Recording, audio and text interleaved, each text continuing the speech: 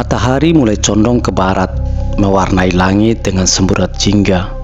Angin sore berhembus sepoi-sepoi, membuat rerumputan di atas bukit bergoyang perlahan. Di atas sebuah batu besar, Rian duduk santai sambil memperhatikan ternaknya yang asik merumput. Ia sudah terbiasa menghabiskan waktu di sini, menikmati ketenangan alam pedesaan yang jauh dari hiruk-pikuk kota. Namun, sore itu terasa berbeda. Suasana mendadak berubah. Hawa dingin tiba-tiba menyergap meskipun matahari masih bersinar. Rian mengusap lengannya yang merinding. Perasaannya mendadak tidak enak. Tiba-tiba, dari kejauhan ia melihat sesuatu yang aneh. Sekumpulan pria berbaju hijau kusam berjalan berbaris. Mereka mengenakan helm perang, membawa senapan panjang di bahu, dan berjalan dengan formasi yang teratur. Rian terperanjat. Apa? Tentara Jepang? Jantungnya berdegup kencang. Mustahil ada tentara Jepang di sini, pikirnya. Perang sudah lama berakhir. Ini pasti semacam latihan militer. Atau mungkin orang-orang yang sedang syuting film sejarah. Tapi kok tidak ada kamera? Tidak ada krunya, yang hanya keheningan yang mencekam. Ketika Rian memperhatikan lebih dekat, ada sesuatu yang lebih mengerikan. Wajah para tentara-tentara itu pucat pasi, mata mereka kosong, dan langkah mereka tak bersuara, seolah melayang di atas tanah. Bulu kuduk Rian semakin berdiri. Ah, ini bukan manusia, gumamnya. Alih-alih berlari pergi, rasa penasaran menguasai Rian. Ia menuruti bukit dengan hati-hati, bersembunyi di balik pepohonan sambil terus mengamati. Para tentara itu berjalan menuju sebuah hutan kecil di kaki bukit, seolah sedang melakukan patroli. Ketika mereka menghilang di balik pepohonan, Rian merasa ada yang menariknya untuk mengikuti mereka. Entah mengapa, pikirannya dipenuhi dengan dorongan untuk mencari tahu lebih jauh. Ia pun berjalan mendekat, melewati rerumputan tinggi dan pepohonan tua. Semakin dalam ia masuk ke hutan, semakin aneh suasananya. Udara menjadi lebih dingin, suara jangkrik dan burung lenyap begitu saja, digantikan oleh keheningan yang mencekam. Tiba-tiba, langkahnya terhenti. Di depan matanya sebuah gerbang kayu tua berdiri megah di hutan. Gerbang itu tampak lapuk, dipenuhi lumut dan tanaman merambat. Tapi yang membuat Rian semakin bingung adalah sebuah plakat berkarakter kanji Jepang terpaku di atasnya. Ia terdiam. Sejak kapan ada bangunan seperti ini di desa ini? Sebelum ia sempat berpikir lebih jauh, suara langkah terdengar di belakangnya. Rian menoleh, dan darahnya langsung membeku. Seorang tentara Jepang berdiri hanya beberapa meter darinya.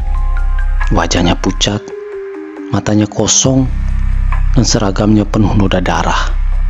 Tapi yang paling mengerikan, tentara itu tidak menginjak tanah. Dia melayang. Rian akhirnya mundur selangkah. Napasnya tercekat. Sebelum ia bisa berbuat sesuatu, tentara itu mengangkat tangannya menunjuk ke arah Rian dengan jari panjang dan kurusnya. Dan tiba-tiba, semua menjadi gelap. Rian terbangun dengan tubuh terasa berat. Matanya terperanjat, mencoba menyesuaikan diri dengan cahaya redup yang menyelimuti sekelilingnya. Ia tidak lagi berada di hutan yang ia kenal. Di sekelilingnya, pepohonan tampak lebih besar, menjulang tinggi dengan batang yang tampak tua dan berlumut. Udara dipenuhi kabut tebal, membuatnya sulit melihat lebih jauh. Tidak ada suara burung, tidak ada suara jangkrik, atau angin berdesir. Hanya kesunyian yang menyesakkan dada. Apa ini? Gumamnya. Ia mencoba bangkit. Namun, ketika Rian ingin berdiri, sesuatu yang lebih aneh terjadi.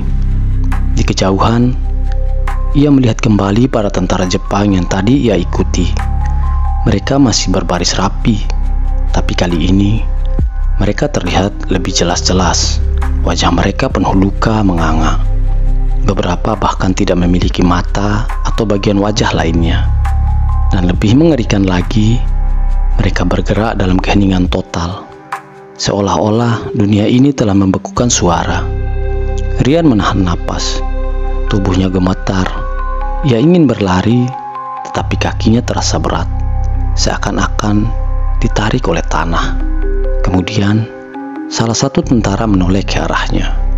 Matanya yang kosong menatap langsung ke mata Rian. Dan perlahan, senyum mengerikan terbentuk di wajah mayat itu. "Oh Kairuna." Suara parau itu bergema di kepalanya. Meski bibir makhluk itu nyaris tak bergerak, Rian tidak mengerti bahasa Jepang. Tetapi entah kenapa, ia merasakan arti kata-kata itu di dalam lubuk jiwanya. "Selamat datang. Kau tidak akan pulang." Rian telah menghilang. Keluarga dan warga desa mulai panik. Awalnya, mereka mengira Rian hanya terlambat pulang dari mengembala. Namun, ketika malam pertama berlalu tanpa kabar, orang-orang mulai bergerak. Para tetua desa segera berkumpul. Mereka tahu bukit tempat Rian biasa mengembala adalah tempat yang memiliki sejarah kelam dahulu.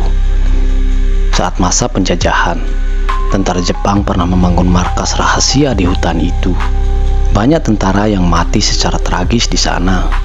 Dan sejak saat itu, berbagai kisah mistis terus beredar. Seorang lelaki tua, Mbah Karta, berdiri dengan raut serius di antara warga. Kalau dia benar-benar hilang di sana, maka kita tidak hanya mencari dengan mata manusia. Kita harus meminta izin pada yang kasat mata. Tanpa menunggu lama, warga pun membentuk tim pencarian. Beberapa membawa obor, sebagian membawa sesajen berupa bunga dan air kelapa. Sesuai petunjuk para sesepuh, mereka memasuki hutan dengan hati-hati, memanggil-manggil nama Rian. Namun, semakin dalam mereka masuk, semakin aneh suasana terasa. Salah satu pencari, Pak Samin, tiba-tiba berhenti. "Tunggu, kalian dengar sesuatu?" Semua terdiam. Dari dalam kabut samar-samar terdengar suara langkah kaki. Tapi bukan hanya satu atau dua orang. Suara itu terdengar seperti puluhan orang, bahkan ratusan orang yang berjalan bersama. Dan kemudian, dari dalam pepohonan mereka melihat bayangan tentara Jepang berjalan perlahan-lahan di antara kabut. Para pencari tercekat. Beberapa langsung mundur. Tubuh mereka semua gemetar. "Jangan panik," seru Mbah Karta. Ia lalu mengangkat sesajen yang dibawanya dan memulai melanjutkan doa. Kabut berputar, suasana langkah mendadak menghilang, dan udara terasa lebih ringan.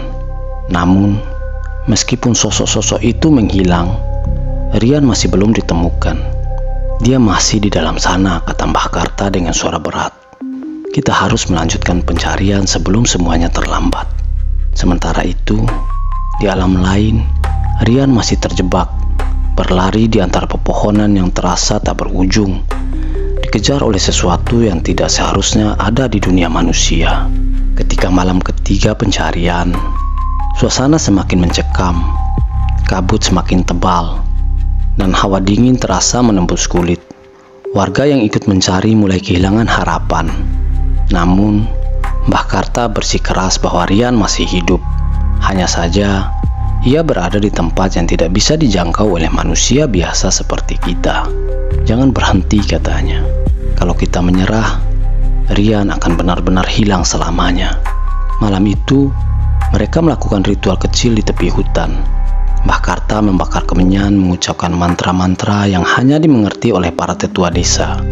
Mereka juga menaburkan bunga di sekitar pohon besar yang dipercaya sebagai gerbang ke alam lain. Dan tiba-tiba, angin berhembus kencang. Kabut yang menutupi hutan perlahan menipis. Udara yang tadinya mencekik terasa lebih ringan. Kemudian, salah satu warga berteriak, "Itu Rian! Itu Rian!" Semua orang menoleh. Di bawah sebuah pohon besar, Rian duduk meringkuk, mendekap kedua lututnya. Pakaiannya yang kotor dan lusuh, seolah telah berhari-hari berada di dalam lumpur. Tubuhnya gemetar, matanya kosong, dan bibirnya berbisik lirih, seperti mengulang sesuatu yang tidak terdengar. Mereka segera berlari menghampirinya. "Rian, kamu baik-baik saja?" Namun Rian tidak menjawab. Wajahnya pucat pasi dan tubuhnya terasa dingin saat disentuh. Ketika mereka mencoba mengangkatnya, tiba-tiba Rian berteriak kencang, "Jangan biarkan mereka mendekat. Mereka masih ada di sini." Warga terkejut. Mbah Karta segera berlutut di sampingnya, menepuk pundaknya dengan lembut. "Tenang, Nak. Kamu sudah kembali. Tidak ada siapa-siapa di sini selain kami." Namun, Rian menggeleng keras. "Tidak, mereka berdiri di belakang kalian. Mereka melihat kita." Semua orang merinding. Beberapa menoleh ke belakang, tapi tidak melihat apa-apa. Namun, hawa dingin yang menyelimuti mereka membuat bulu kuduk berdiri. "Sudah cukup," kata Mbah Karta. "Kita bawa dia pulang." Mereka mengangkat Rian dan membawanya keluar dari hutan. Anehnya, begitu mereka melewati batas desa, kabut yang tadinya menyelimuti bukit perlahan menghilang, seolah tidak pernah terjadi apa-apa. Setelah 4 hari kehilangan Rian, akhirnya kembali ke rumahnya. Namun, sejak saat itu ia tidak lagi seperti dulu. Ia lebih banyak diam, sering terbangun di malam hari dengan keringat dingin, dan terkadang berbicara dalam bahasa yang tidak dimengerti. Kadang-kadang ia menatap ke sudut ruangan dengan ekspresi ketakutan, seolah melihat sesuatu yang tidak kasat mata. Satu malam, ibunya mendengar Rian berbicara dalam tidurnya. "Oh Kairi, Kairuna." Ibunya tidak mengerti apa artinya, tapi hatinya dipenuhi dengan ketakutan. Sementara itu, di bukit tempat Rian ditemukan, beberapa warga mengaku masih mendengar suara langkah kaki berat yang berbaris di malam hari. Seolah-olah sesuatu dari dunia lain masih mencari seseorang. Malam-malam terasa lebih sunyi, angin berhembus lebih dingin, dan banyak warga mulai merasakan sesuatu yang tidak beres. Beberapa orang mengaku mendengar suara langkah berat berbaris di sekitar hutan. Ada pula yang melihat bayangan samar tentara Jepang di kejauhan sebelum sosok itu menghilang dalam kabut. Namun, yang paling aneh adalah Rian. Ia masih sering melamun, tubuhnya semakin kurus, dan matanya selalu terlihat kosong. Kadang-kadang, ia berbicara dalam bahasa yang tidak dimengerti, seperti sedang mengulang sesuatu yang terus berputar di kepalanya. Hingga akhirnya, Mbah Karta memutuskan untuk mengungkap kebenaran selama ini yang ia tutupi. Malam itu, Mbah Karta mengumpulkan para tetua desa dan keluarga Rian. Ia menyalakan lampu minyak di ruangan yang sunyi. Lalu ia mulai berbicara. Bukit tempat Rian menghilang dulu adalah tempat yang harus dihindari. Dulu, di masa penjajahan, ada markas rahasia tentara Jepang di sana. Mereka membangun terowongan bawah tanah, tempat mereka menyembunyikan senjata dan tahanan perang. Semua orang terdiam. Namun saat perang berakhir, terjadi sesuatu yang mengerikan. Sebelum tentara Jepang menyerah, mereka memutuskan untuk menghabisi semua tahanan dan menghancurkan markas itu. Banyak dari mereka yang mati di sana. Bukan hanya tahanan, tapi juga tentara mereka sendiri yang dikorbankan agar rahasia markas tetap terkubur. Salah satu tetua desa menghela napas berat. "Aku pernah mendengar cerita itu, tapi kupikir hanya mitos." Mbah Karta menggeleng. "Itu bukan mitos. Arwah mereka masih ada di sana, terjebak di dunia yang berbeda, tidak bisa pergi, tidak bisa menerima kenyataan bahwa perang sudah berakhir. Mereka masih berpatroli, mencari musuh yang sebenarnya sudah lama tiada." Rian yang sejak tadi diam, tiba-tiba berbisik, "Aku melihat mereka." Mbak Karta menoleh. "Katakan, Nak, apa yang kau lihat?" Rian menelan ludah. Tubuhnya gemetar. Mereka berjalan berbaris di dalam kabut. Wajah mereka penuh luka. Beberapa tidak punya mata. Aku mencoba kabur, tapi mereka menangkapku. Mereka membawaku ke sebuah bunker tua, dan di sana aku melihat. Matanya membesar seolah mengingat sesuatu yang mengerikan. "Apa yang kau lihat, Rian?" tanya ibunya dengan suara bergemetar. Dengan suara lirih, Rian menjawab, "Mayat-mayat mereka masih ada di sana." Setelah mendengar cerita Rian, Mbah Karta akhirnya mengambil keputusan. Mulai sekarang, tidak ada seorang pun yang boleh pergi ke bukit itu sendirian, terutama menjelang senja. Jika ada ternak yang berkeliaran di sana, biarkan saja, jangan coba mencarinya. Sejak malam itu, semua warga desa benar-benar menghindari bukit tersebut. Tidak ada lagi yang berani mengembala di sana, dan mereka yang melintas selalu berdoa sebelum melewati daerah itu. Sementara itu, Rian perlahan mulai pulih. Namun, ada satu hal yang masih mengentuinya. Setiap malam, dalam tidurnya, ia masih bisa mendengar suara langkah kaki yang terus berbaris menuju ke rumahnya.